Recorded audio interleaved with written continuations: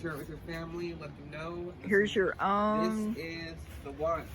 Look at this barbecue right outside the door.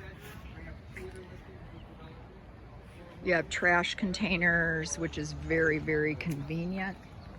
This place comes with 2 parking stalls, which is super rare. And a lot of visitor stalls nearby. And with the visitor stalls, I mean, you could actually have a party.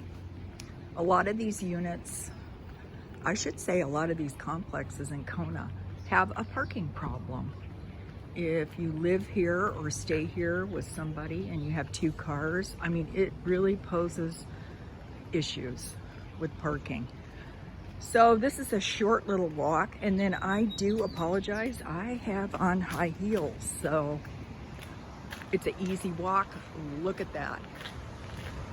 Now this property to the north of me is owned by Kamehameha Schools, and it is going to be preserved for a park, and nothing will be built here. And then, so look at this, that's right here next to Keauhou Surf and Racket. There's a pavilion over there. Very, very beautiful. Couple good places to get in the water.